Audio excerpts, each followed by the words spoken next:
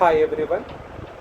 So in the last video we discussed J.J. Thomson charge to mass ratio experiment. Today we are going to discuss Millikan Oil Drop Experiment.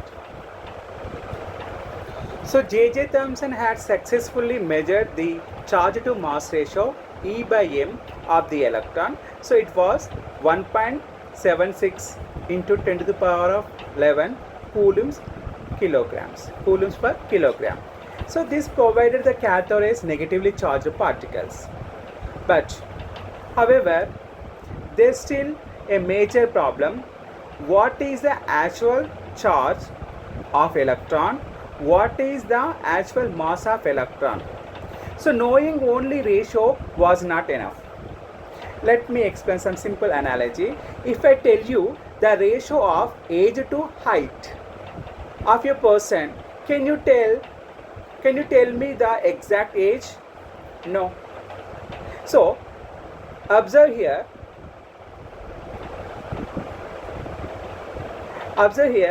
all the three people having same ratio 0.1, but we cannot determine their exact age from their ratio alone. So 0.1, 10 to 100 ratio is 0.1, 15 to 150 is 0.1, 20 to 200 ratio also 0.1. So similarly, E by m ratio does not tell us the exact value of E or m. The E by m ratio gives only the relation between charge and mass. It does not tell us the individual values of E and m. So scientists asked a simple question. If we can determine either the charge or mass of an electron individually, then the other quantity can be calculated using the known E by m ratio.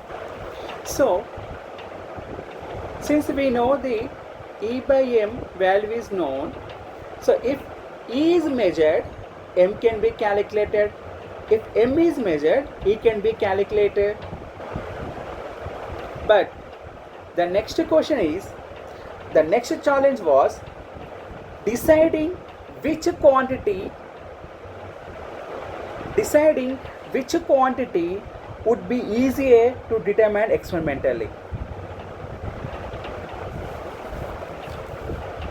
Which is easier to measure? So measuring mass of a single electron extremely difficult. Why? So because the mass, the single electron extremely small, it has very little mass. At that time there was no instrument that can capable to measure the mass of a single electron. So then what about charge? So measuring charge. However, charge offered a better opportunity. Why? Because scientists already had well established mathematical equation describing electron force, electrical force acting on charged particles. So if a charged particles or object is placed in an electric field, the electrical force acting on it can be calculated, right? So since electron is having charge, so when you place the electrons in a electric field, so the force acting on the electron can be mathematically calculated. This is well known, well studied the equation. So that's why scientists decided to measure or determine the charge of the electron first. So at that point in the history of the atomic structure, Millikan accepted the challenge of measuring the charge of the electron. But there was a challenge in measuring the charge of the electron. So electrons impossible to observe and study. Why? Extremely small. moving very fast and cannot be held, impossible to observe and study directly. So the direct measurement of electron charge is impossible. So this is where the oil droplet enter the story, and that's why the experiment is called the Millikan Oil Drop Experiment. So Millikan solved this problem by using oil droplets as a carrier for electrons.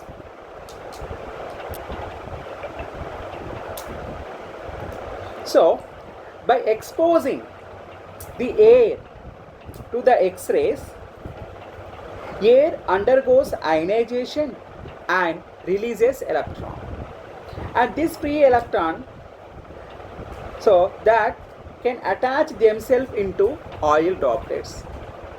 So what is doing?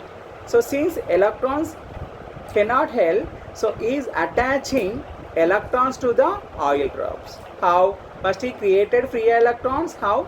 Oxidizing the gas molecule. Gas molecule is ionizing here and releasing free electron. Then these free electrons themselves, they attach to the oil drops. So now oil drops become charged. Now see before and after, the situation is entirely different. So before, free electrons cannot be observed, held or studied. But after when these charged particles are attached to the oil drop, so now electron is attached to the oil drop and situation is changed. How? So now it can be held and move slowly and observable under microscope as the both mass and charge. This is something very important.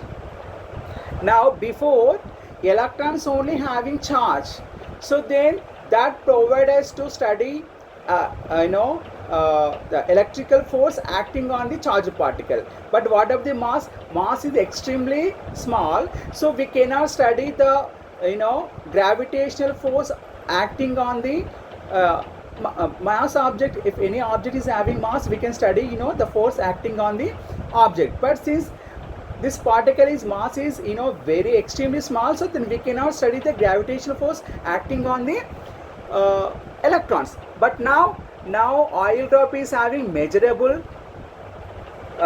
mass and having charge. So then we can study both forces, gravitational forces acting on the oil drops as well as electrical force acting on the charged oil drops. So now the situation is entirely changed before and after. So this is a specific role of the oil in Millikan Oil Drop Experiment. So before going to more details on Millikan experiment, let's first look at the existing knowledge at that time. Yeah. So Millikan goal was what? To determine the charge of the single electron. So since single electron cannot be held, that's why he attached the electron to the oil particle. So now oil particle is acting as a carrier, so it can hold the free electron. Then it can study the electron. Now, so what are the knowledge is available at that time? Gravity. So oil droplet have the mass. So because of their mass, one second. So yeah, because of their mass, gravity act on them. So when the oil droplet is released into the air, so its weight pulls it downwards. Means as we know that, so at that time they know that. So yeah, is already scientists already done well studies about the gravity and all. So now any object is having some mass, so gravitational force act on it and it pulls downwards. Okay, the force acting on the massed object is equal to their weight. F equal to mg. F is a gravitational force. So because of the gravitational force, oil drops moves downwards. Okay, yeah. Now next, since our oil drop can also having charge, so then electric field, when we place oil drop, charged oil drop under the electric field, so opposite charges attract together. Since the oil droplet is having negative charge, so above the oil drop we having positively charged metal plate. So then because of the attraction forces, oil drops moves upward. And also since it is having some mass, so then gravitational force working on the opposite direction, also this pulls downwards. So now two forces are acting on the oil droplets. So since oil droplet is having measurable mass and having charge, this allowing us to study both forces acting on the charged oil droplet. Since the charged oil droplets possess the both mass and charges, both forces could act on the same object. So Millikan then had a clever idea. If he could precisely control the electric force and make it oppose the gravitational force, he could create the balanced condition. So now let's see here. So when electric field is applied over a free falling oil drop, positive plate pulls the negatively charged oil drops upward. Gravitation pulls it downwards. The motion of the oil drop depends on the net force acting on it. Okay, that's the condition. What if gravitational force is more than electric force? Since the dominating force is what? Gravitational force. Because of that, oil droplets moves towards down. Why? Net force is the downwards. Oil drop falls down. What if electric force is more than the gravity? So now dominating force is going to be what? Electrical force. So then it moves, net force is upward, oil drop moves upward. So this is what happens. Now here what here the Millikan did that. What he did here, he precisely balanced the both forces. What happens when we balance both forces? So the net charge going to be 0. Then oil drops remains suspended between the plates. This is what he want to create. He want to create a balanced state. Why? In the balanced condition, both forces magnitude is equal. So in that condition, you want to use mathematical equation to derive equation for the charges. Let's see how.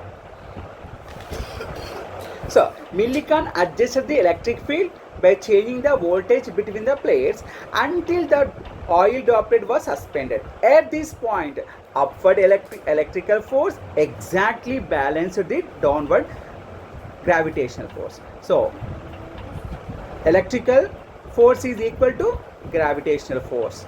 Now we know the equation for the electrical force. Charge into E and gravitational force mg equal to weight. So now since both forces are magnitude are equal, so then can we write this equation? Yes. From this, simply arranged equation like this. So then the charge on the oil droplet is equal to mg by E. So m can be calculated. What is m? M is the mass of the oil droplet. Yes, we can calculate. And E, what is this? E is the applied voltage. So that the voltage what we applied, that we know that. So E value we known and M is also known value. So then G is a constant. So by using this equation, he can able to measure the charge on the oil droplets.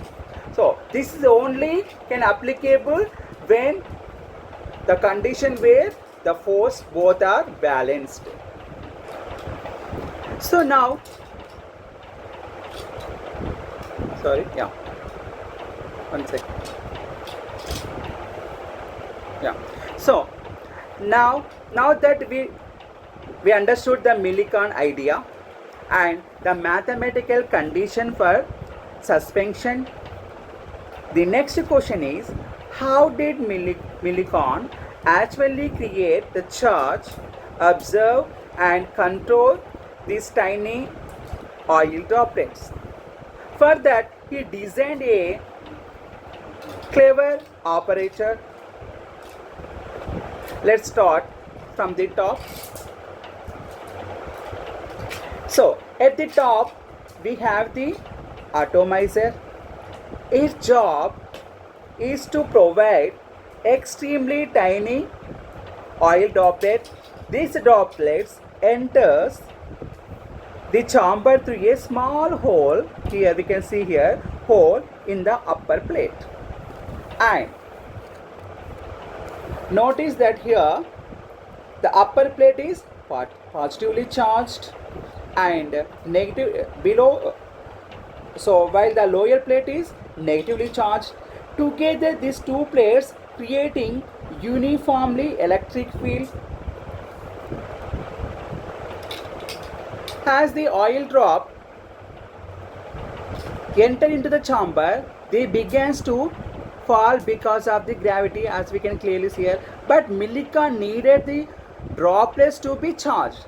So for that purpose, he used X-ray power source. So placed on the side of the chamber. So X-rays ionizes the gas, and gases ionizes and releases free electrons. Then free electrons themselves attach to the oils. So then they create negative charge on the oil droplets. Now our testing object is ready. So it is having now mass and also charge. Then it is, now we can apply both the forces and we can study, right? So now, so now remember that we discussed in the earlier. So the negative charge oil droplet is oil droplet is attracted towards what? Positively charged plates. Therefore the voltage is applied across the plates, and the upward electric force act on the droplets. So then what happens? So now two forces are acting. One is gravitational force pulling downwards, and we applied the voltage. Now it is pulling upward. And to observe the tiny droplet, their motion and direction, so Millikan used a light source and a microscope.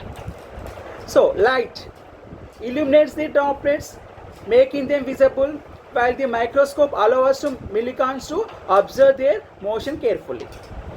The most important component is this one. What is this?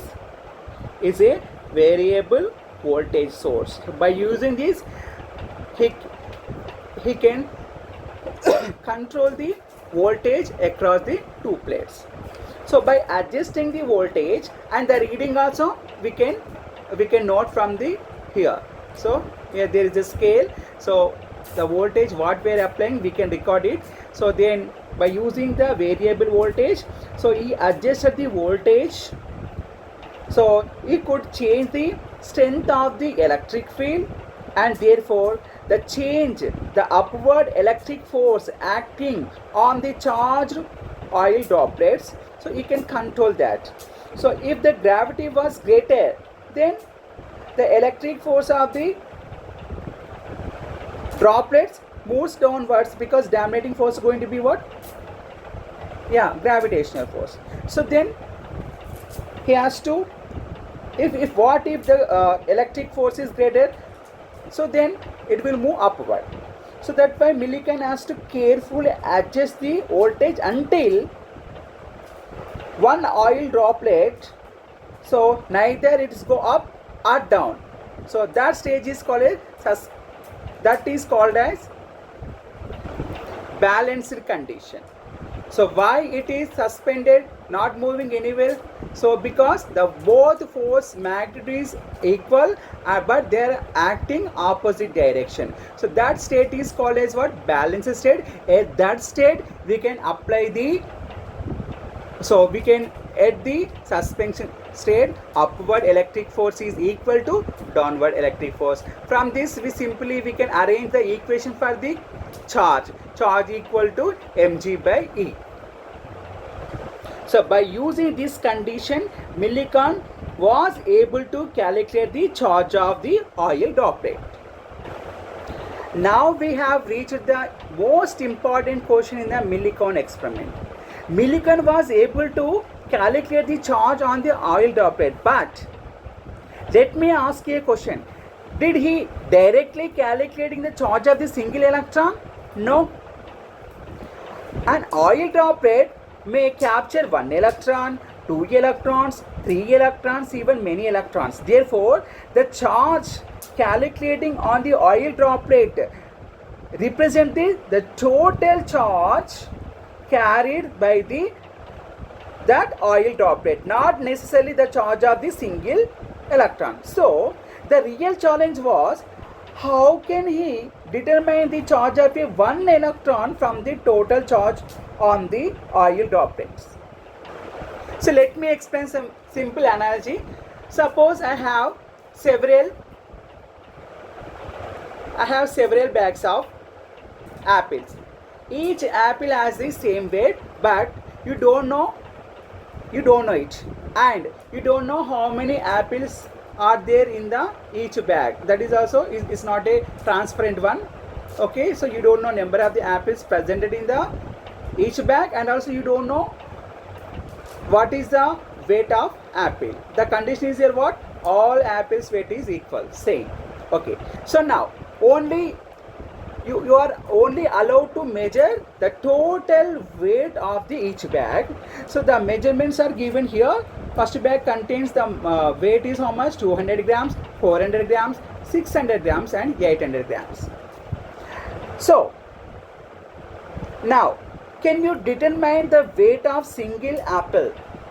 At first it seems impossible, but let's use the mathematics.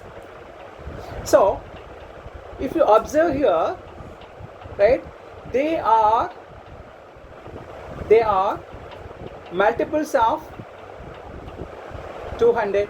200 ones are 200, 200 twos are 400, 200 threes are 600, 200 fours are 400.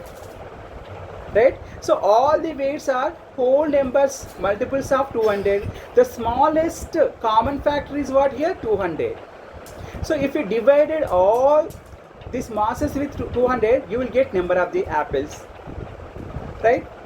2, 3, 4. So then, so just like, so now we can guess what is the apple weight.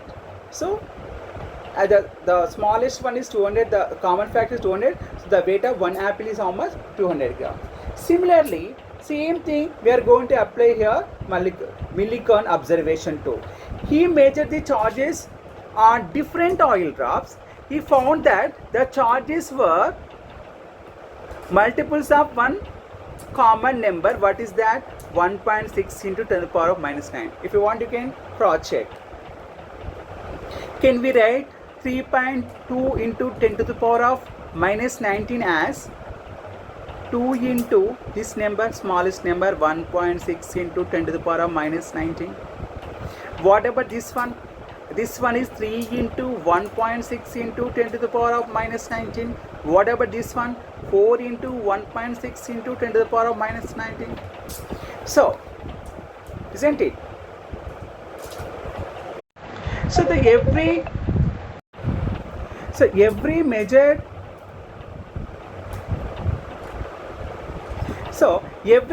charge is a whole number multiple of the same smallest value. Therefore, the smallest value is the charge of the electron. So the charge of electron is how much? 1.6 into 10 to the power of minus 19 coulomb. So the electrical charge is quantized. Why? See here, one electron charge is 1.6 into 10 to the power of minus 2.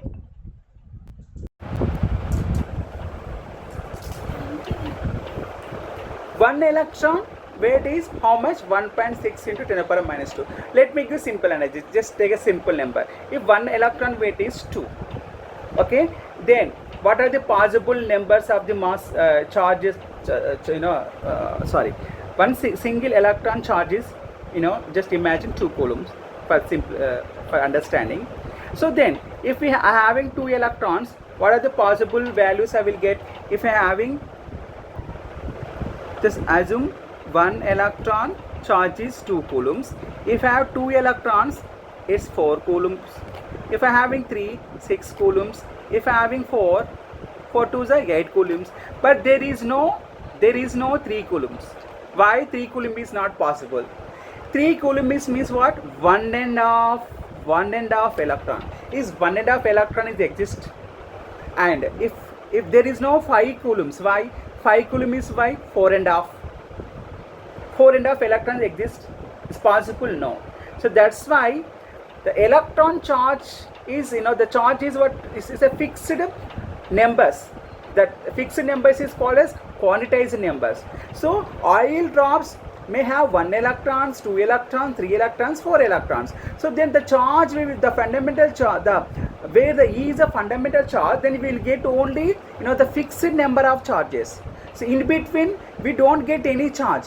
Why we are not getting charge? Because the fraction is not available. Fraction number of electrons existing is impossible in the nature. That's why. So this was the one of the greatest discovery in the Millikan experiment. So the charge we discovered, the important key point over here, what is that? Millikan showed that the charge exists in discrete packets. Nature does not allow any fractional charges. So it is always n into E. N is what? Number of electron. E is what? Charge of fundamental particles. So n values from the whole numbers from the 1, 2, 3, so on. Remember, what is the exact meaning of quantization? There is no continuous number, there is no continuous charges. Okay, fixed charges only exist. Okay, that is the real meaning. So now we have reached one of the most important moment. So in the history now, scientists had 2 pieces of information. The first one, E by M ratio, and second one, charge of single electron. Once we know the value of the charge and E by M ratio, so then we can easily find the mass. It's very simple, because we have to just substitute that and we do the simple mathematical calculation. So now let's calculate now mass of the electron, single electron. So what we have now? Now we know already E by M ratio from the J. Thomson experiment. E by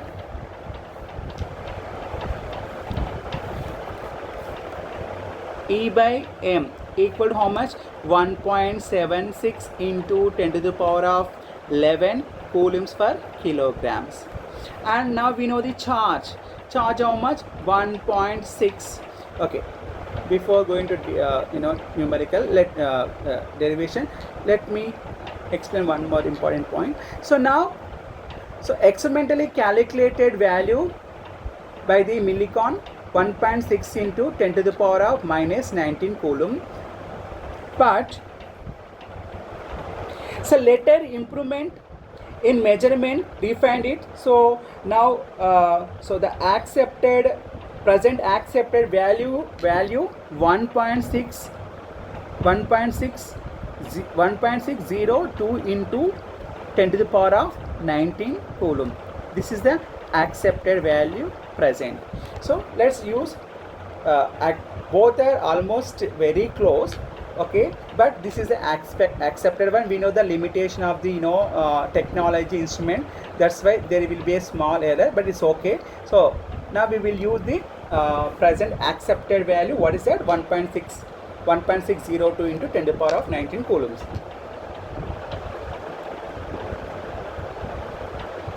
Yeah. So let's substitute 1.6 into 02 into 10 to the power of minus 19 by M equal to 1.6 into 10 to the power of 11. Okay, so now we want M. So then take M this side, and this all value will come this side. So M equal to 1.602 into 10 to the power of minus 19 by 1.76 into 10 to the power of 11. So when we do the calculation, when we simplify it, we will get the value 9.10939 into 10 to the power of minus 31 kilograms. Okay, so if you want to convert into atomic units, so then one atomic unit equal to small u equal to how much? Is equal to 1.6605 into 10 to the power of minus 27 kilogram. Let's substitute here.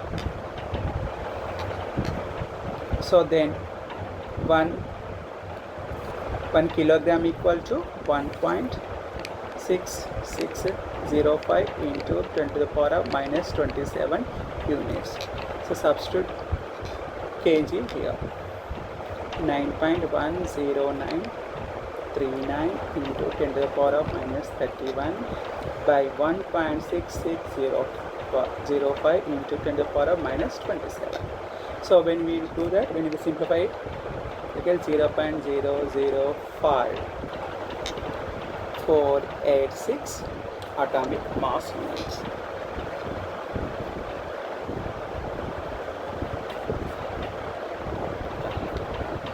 So now,